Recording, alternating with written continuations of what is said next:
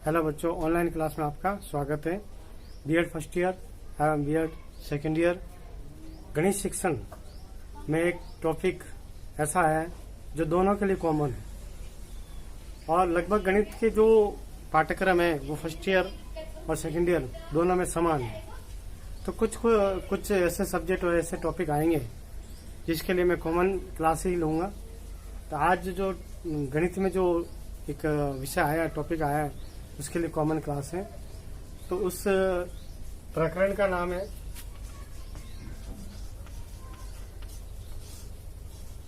गणित शिक्षण। गणित शिक्षण के उद्देश्य। गणित शिक्षण के उद्देश्य।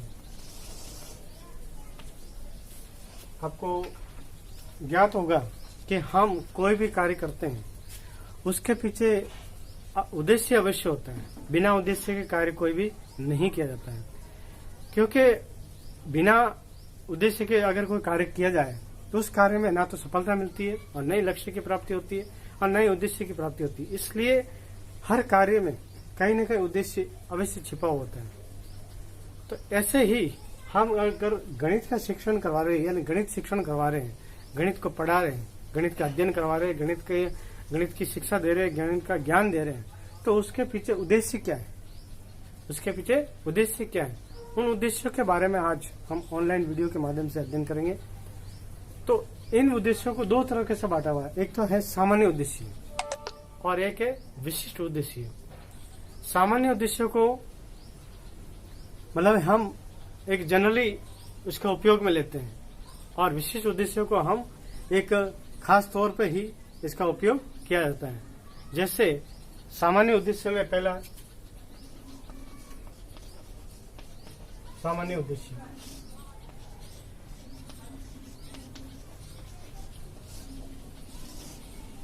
पहला है सामान्य उद्देश्य छात्रों को गणित समझने की योग्यता का विकास करना। छात्रों को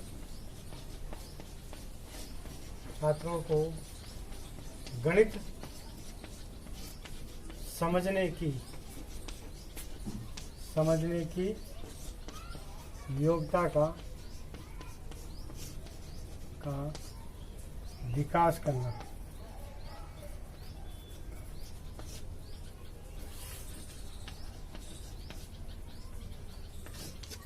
छात्रों को गणित समझने की योग्यता का विकास करना, यानी हम गणित शिक्षण करवा रहे हैं तो उसके पहला उद्देश्य यही है कि छात्रों को गणित की शब्दावली, संकेतों, पढ़ते, सिद्धांतों, प्रक्रिया आदि की जानकारी देना और उसको समझने की योग्यता का विकास करना। दूसरा है बीज गणित के आधारभूत कौशलों का विकास करना। बीज गणित के आधारभूत कौशलों का विकास करना, यानी कौशलों का विकास करना।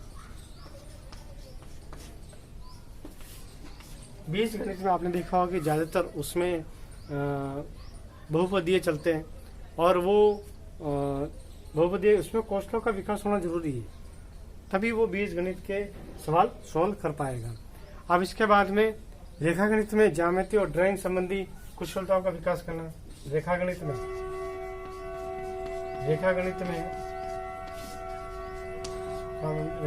रेखा चित्रों व ड्राइंग कुशलताओं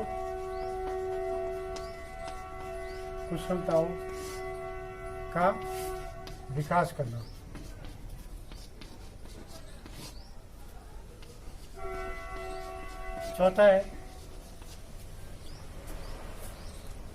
चौथा है जीवन में आने वाली व्यवहारिक समस्याओं के समाधान ढूंढना।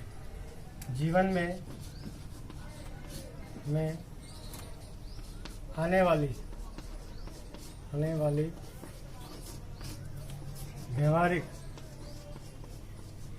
व्यवहारिक समस्याओं समस्याओं के समाधान खोजना।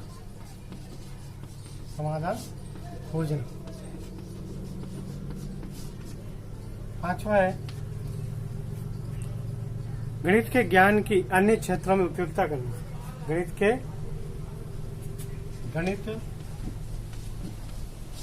के ज्ञान की अन्य क्षेत्रों में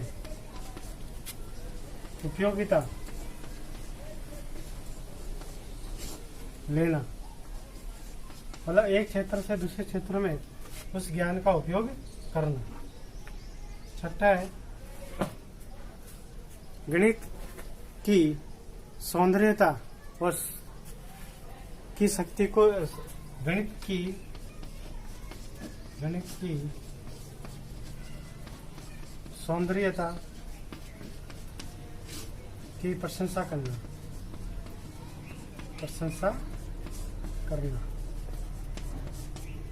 सातवां लास्ट है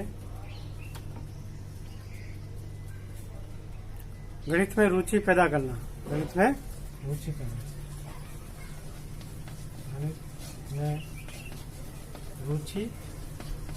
पैदा करना। अगर गणित को इंटरेस्टेड बनाना है, आनंददायक बनाना है, तो उसमें रुचि जागृत करना जरूरी है। अगर रुचि जागृत नहीं करोगे तो ये हमारे लिए आसान नहीं होगी, इसलिए रुचि जागृत करना जरूरी है। अब मैं मिटा देता हूँ, ये मिटा दिया होगा। इसके बाद में अपन विशिष्ट उद्देश्य,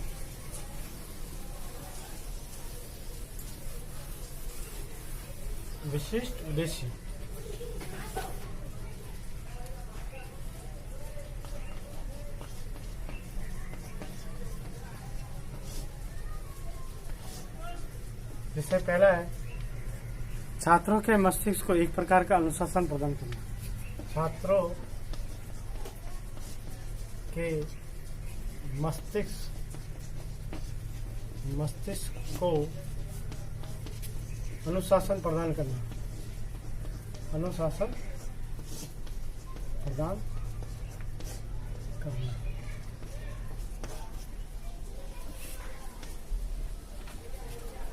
दूसरा है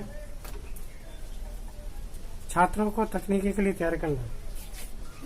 छात्रों को तकनीकी के लिए तैयार करना। तकनीक के लिए तैयार करना। उसके बाद में छात्रों में वैज्ञानिक दृष्टिकोण विकसित करना। छात्रों में वैज्ञानिक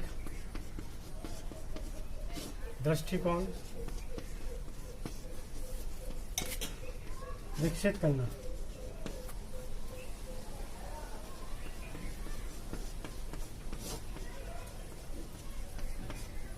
चौथा है छात्रों में मतलब है कि छात्रों में वैज्ञानिक दृष्टिकोण विकसित करना, यानी वास्तविक दृष्टिकोण को विकसित करना। और छात्रों का चहुमुखी और अनुरूप विकास करना है। छात्रों का चहुमुखी व अनुरूप विकास करना है।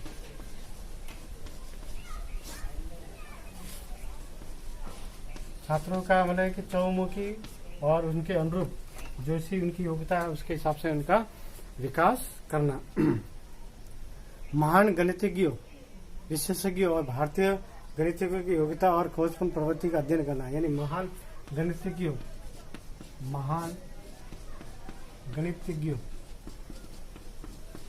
के प्रति आदर सम्मान रखना। जो महान गणितज्ञ है जैसे नागार्जुन, जैसे आर्यभट्ट है, तो इनके प्रति क्या सम्मान रखना। सम्मान का मतलब इनकी जो इन्होंने गणित के क्षेत्र में योगदान दिया उनकी मतलब की प्रशंसा करना, उनका उपयोग करना। आत्मनिर्भरता मतलब है कि आत्मनिर्भरता बनाना, आत्मनिर्भरता